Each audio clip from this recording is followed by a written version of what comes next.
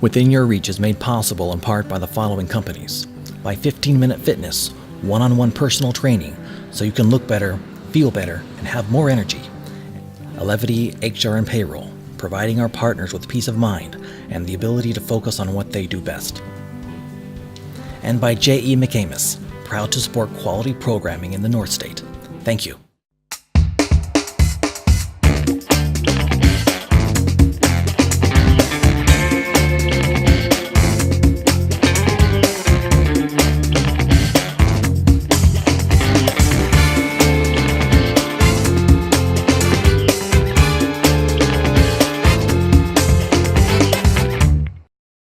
Hello and welcome to Within Your Reach. I'm your host, Christine MacShane, and we are at the Art House on Nord Avenue in Chico. It is a wonderful place where you can stroll through the gardens and admire not one, but two types of art. Unique one-of-a-kind pieces by Dave Lawton and beautiful porcelain by his wife, Jana. Hi, Christine. Hi, thanks for letting us come by today. Oh, you're welcome. Could you take us for a quick tour? Let's go. Let's go.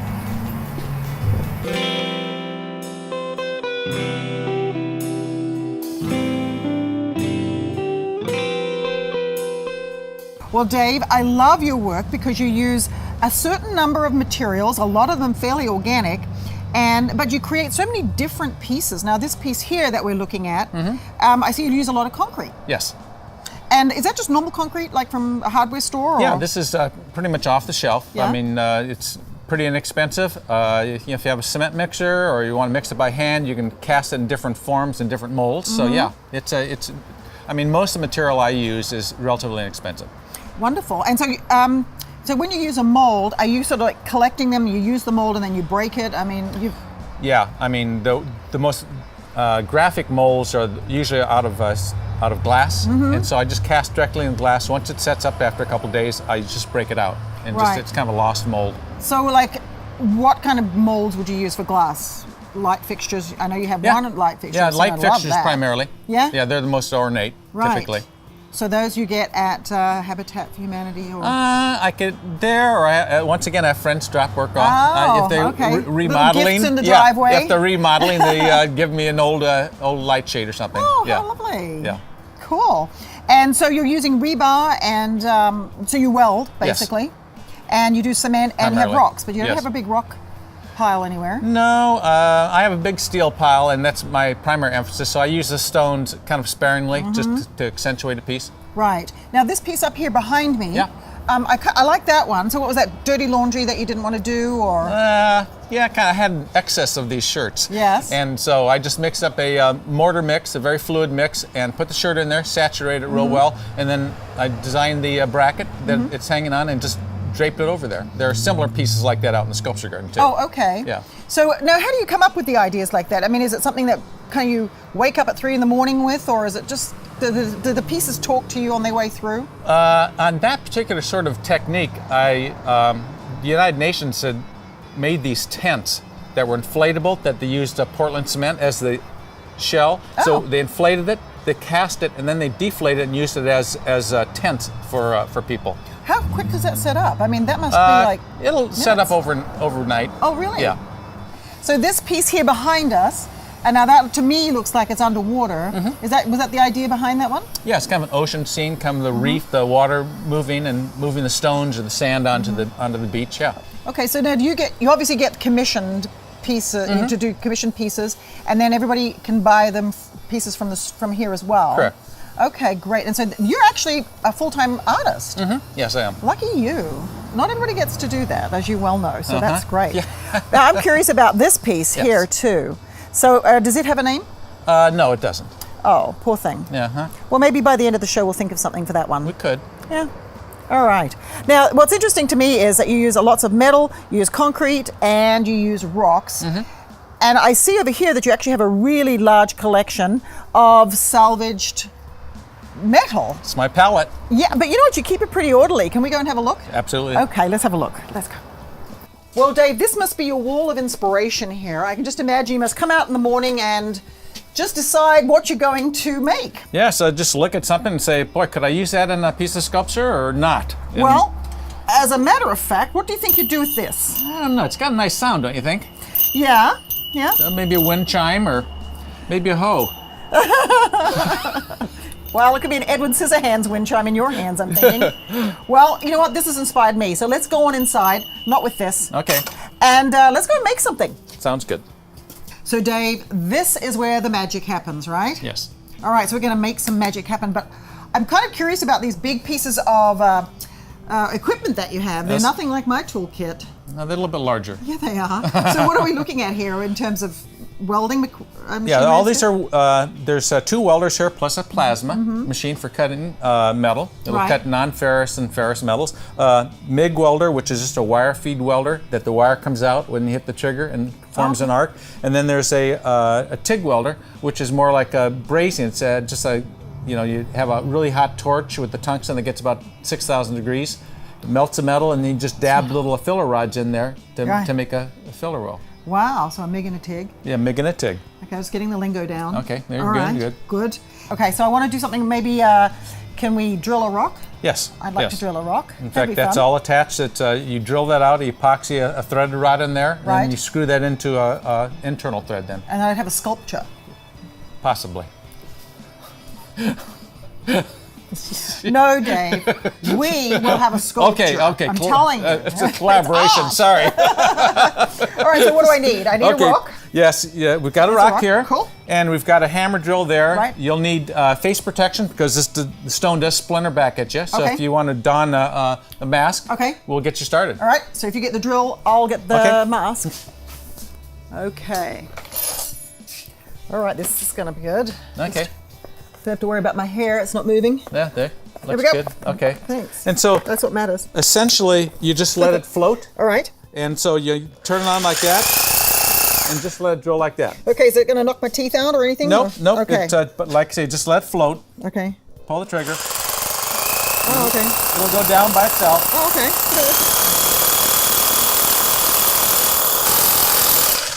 Woo! I think we're done there, Dave. Yeah, I think we are too. I think we are. And look at me. I look like a Charlie's Angels. So right you're ready here. for the next step, huh? I am indeed. But I want to ask you about this tip here, because I have a drill at home and it has a masonry tip on it, and it's not going to drill a rock. Yes. So what is the difference between this drill and mine? Well, yours will have a carbide bit, but this is Right. an impact hammer. Right. Impact drill, so it Yep. actually rotates and hammers at the same time. So it clears the material up, but it still hammers the material. Oh, okay, because I noticed there was absolutely no effort on my part No. at all. Nope. And although, for the record, there was a lot, and it really took a lot for me to do this. And I was going to tell everybody that. Yeah, there you go. But it was, it was really easy to do. I like you. that. So let's do the next bit, which is, Well, we need to mix up some epoxy and fill that hole. All right. So we need to blow this away a little bit. out of there. There you go. There you go. So this is just a little baby atomizer that just blows the Oh, yeah. dust out. Okay. Okay, so I'm mixing this up, and you said it's a 5-minute epoxy, so we really don't have a lot of play time. no. And we want to mix this in a well-ventilated area, which your workshop Yes, yes. pretty much fits that bill. So now I'm just going to take this, and you say just Turn it upside down yet, so just a little. You're doing This it right. way? Yeah.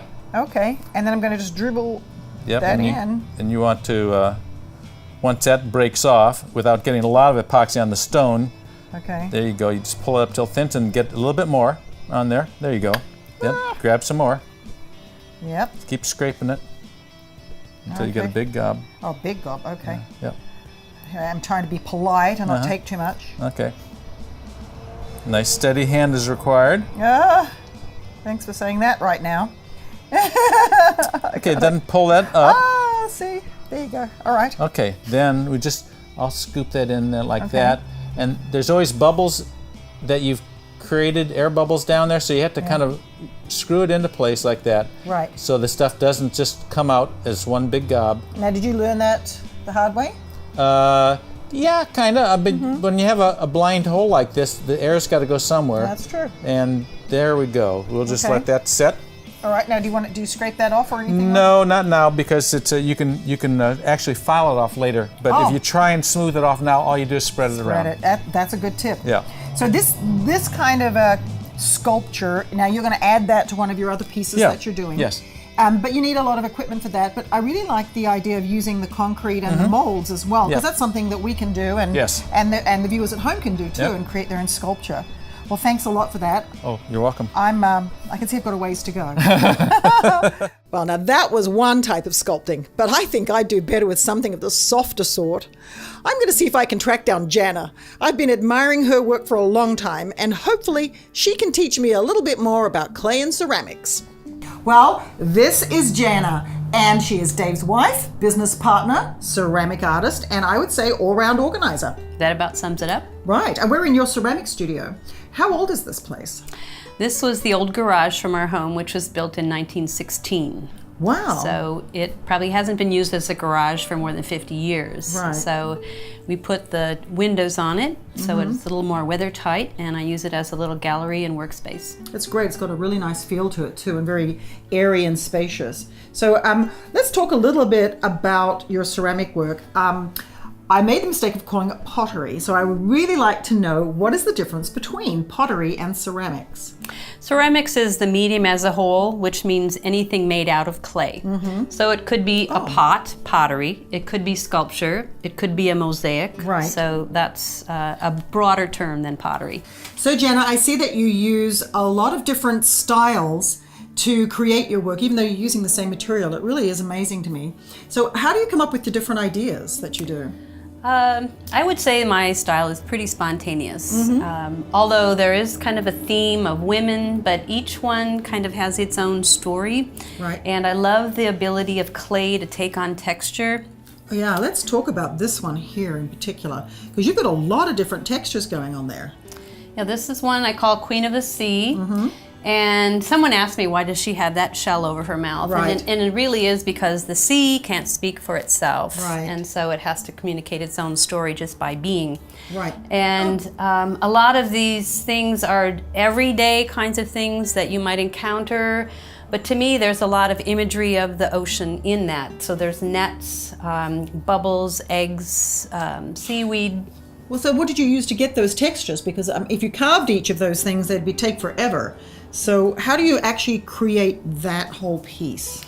It's based upon just rolling out odd pieces of clay and putting a piece of texture on it. So this one was an old hairnet. This one was the rubber matting that's underneath your keyboard. It's got interesting little poppy bubbles. I've used, this one was a cardboard insert.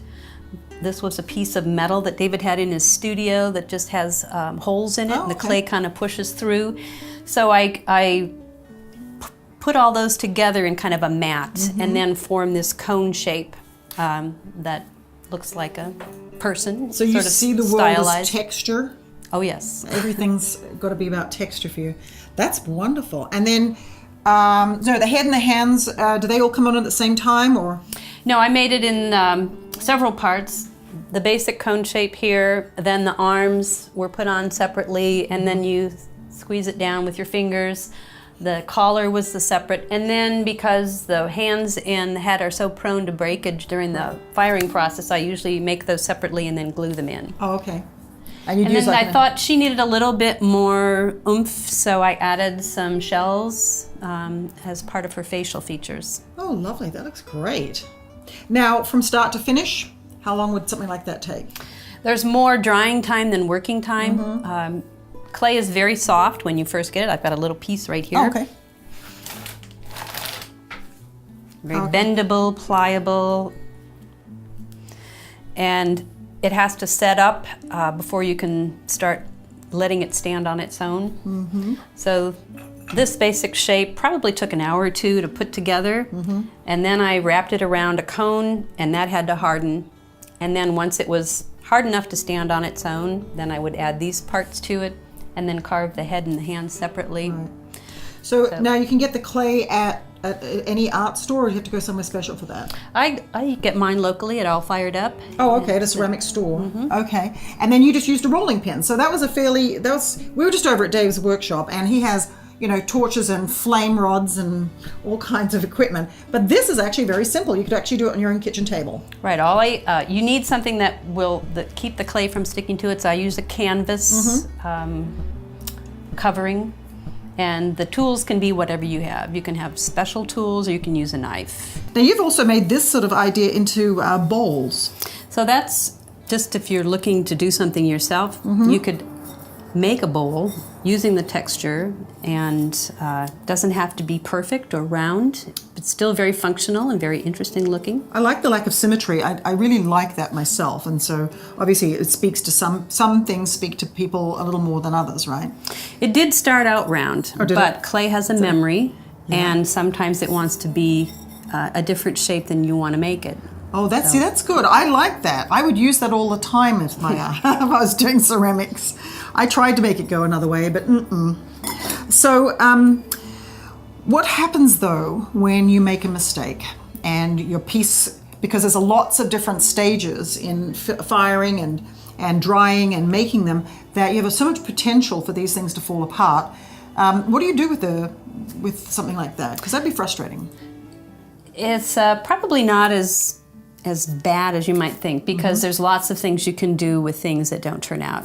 My favorite thing to do is to use it in my mosaics, and I create these little compositions that are made with tile, broken pottery, pieces of sculpture, and then sometimes I create things just for the little tableau itself. That you're trying to make. Okay, so can you tell us a little bit about some of the pieces that you've got here? Because these look great. You wouldn't know that they were mistakes, by the way, at all. They're not all mistakes, but No. I think in each one there is something that didn't work out as the way I intended it. And some of it, a lot of it you'll see, it doesn't have a glaze on it. I really like using just oxides that when fired they become hard, but they're not glossy. And so anything with color has a glaze on it, or it's been painted with an oxide and then put a clear glaze on top of it. And that's done after it's dried, before it goes in the kiln. Correct. Right.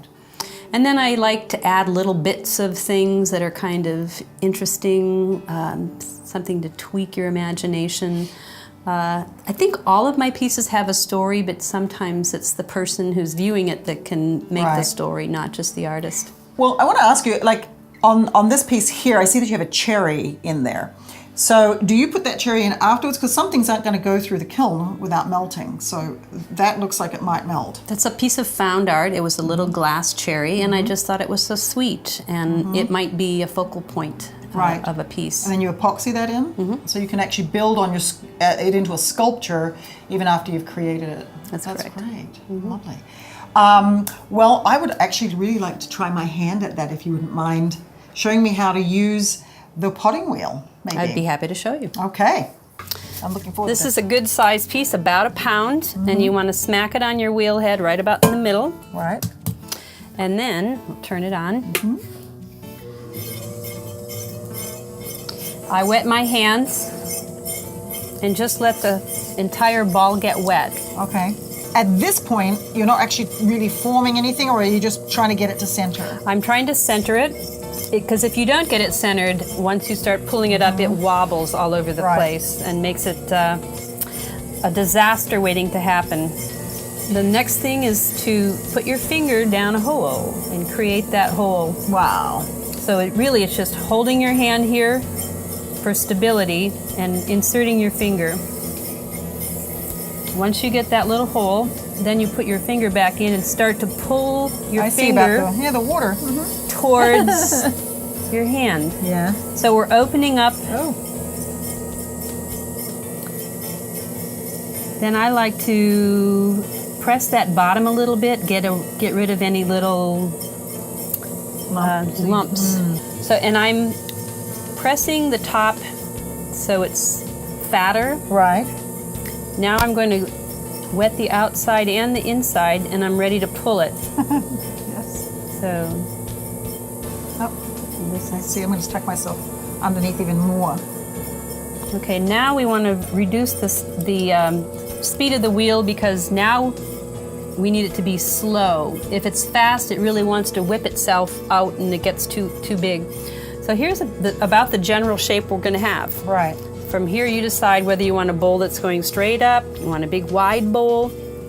So you do your final shaping, and you only do 2 to 3 passes at the most. That's all you really need to do. Oh, because okay. So I'm pushing this out, and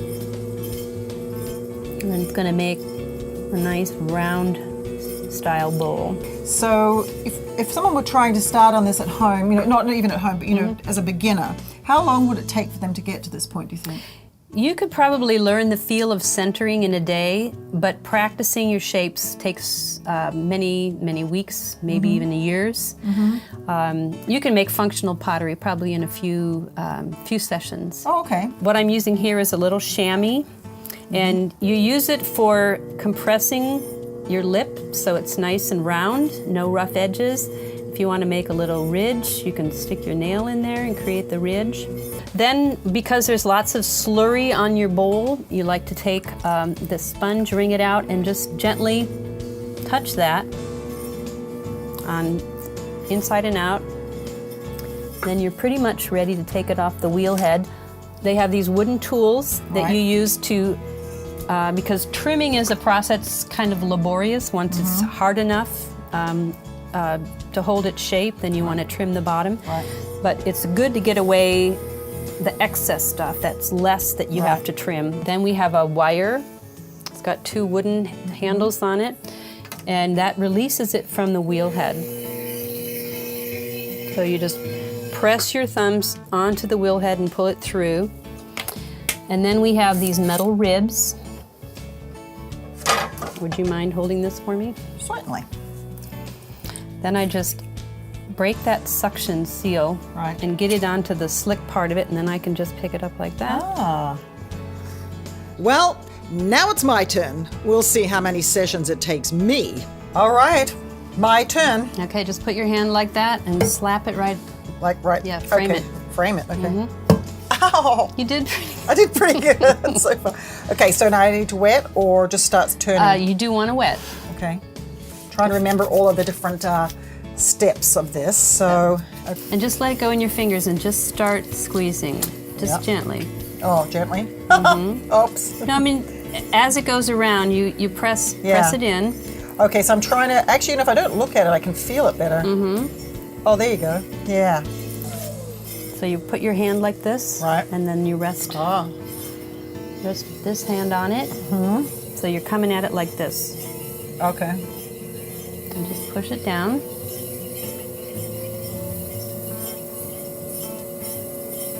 Okay, you don't want to go too far. That's not bad. Oh, I'm just surprising myself. Then you have a little bit of liquid in there. Yep. And then pull it out? Right, so your hand is going to be supporting it, and you're going to pull it towards your hand.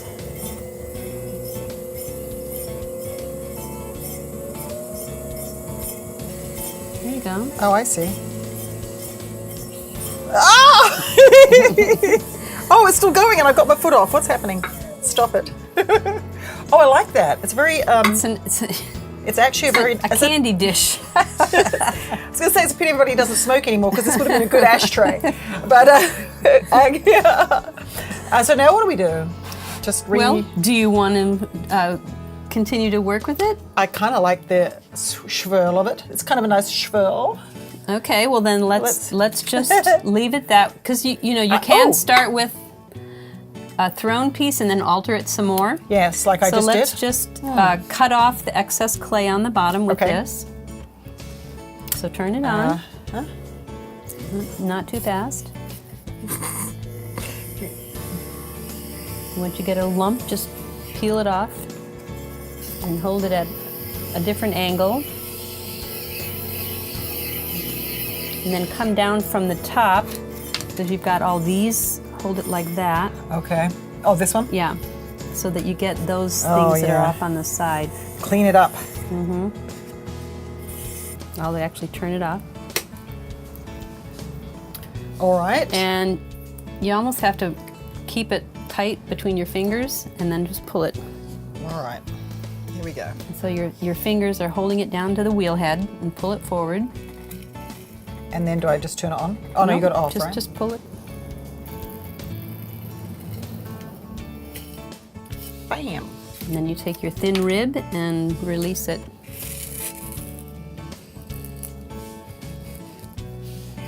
Aha! There it is. Look what I made. I made that today. That's so good. I actually really like that. I can almost see the glazes I'll use. Almost.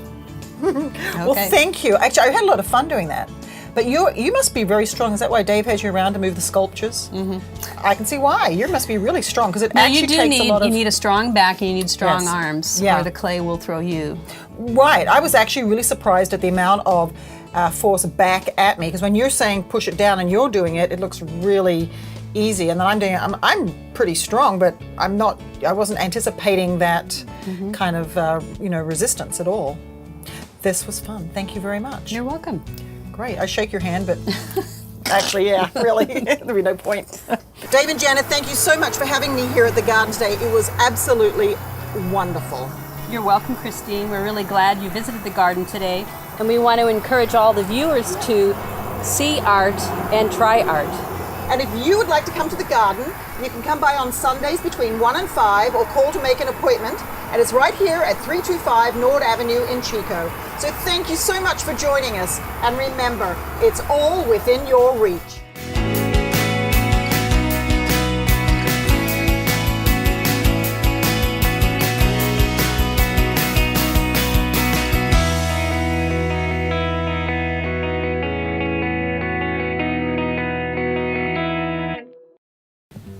Within Your Reach is made possible in part by the following companies.